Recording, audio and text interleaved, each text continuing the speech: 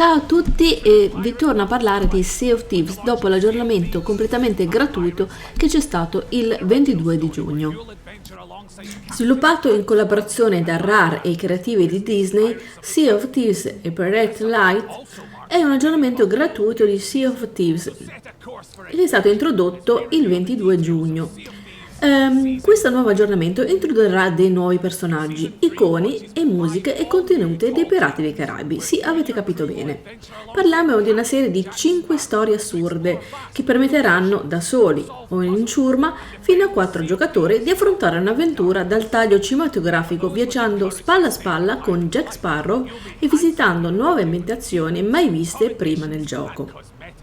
Per accedere alle nuove storie assurde basterà parlare con un nuovo personaggio, un misterioso naufrago, come è stato chiamato dagli sviluppatori, che si troverà in qualsiasi avamposto della mappa e creerà un portale per accedere alle nuove ambientazioni.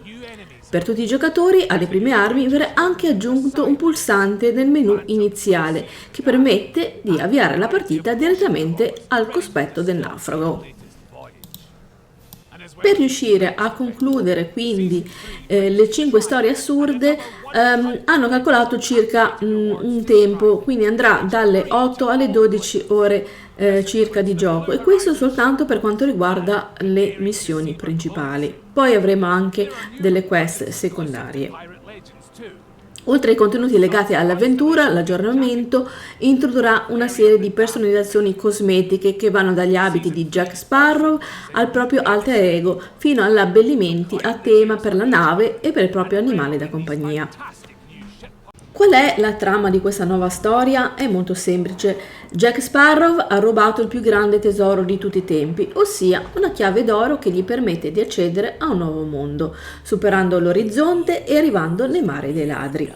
Durante il suo viaggio viene però seguito da Davy Jones, che va su tutte le furie appena realizza che in questo nuovo mondo, quello di Sea of Thieves, segue regole diverse da quelle a cui lui è abituato e non è più lui a controllare la vita e la morte dei pirati, bensì il traghettatore di anime che ormai abbiamo conosciuto fin da tempo. Nella prima storia assurda bisognerà cercare di liberare Jack Sparrow nel mare dei dannati. Nella seconda storia, invece, bisognerà ritrovare la bussola di Jack all'interno della perla nera, sommersa e incatenata nelle profondità del mare. Viene qui presentata una nuova ambientazione inedita, un regno sommerso che può essere esplorato immergendosi nelle profondità e che è custodito da pericolose sirene. E a proposito di combattimenti, ad arci e filo da torce ci saranno 2 diversi tipi di sirene, capaci di attaccarci da vicino, lanciare dei proiettili dalla distanza o curarsi. Non saranno gli unici nemici però, visto che l'aggiornamento introdurrà anche orde di spettri e mostri marini dotati delle più varie abilità.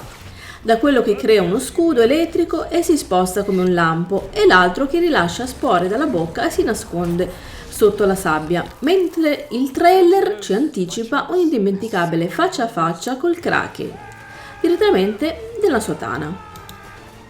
A questo punto, ragazzi, non posso altro che invitarvi a iscrivervi subito al canale e attivare tutte le campanelle, perché arriveranno nuovi video su queste novità di Sea of Thieves.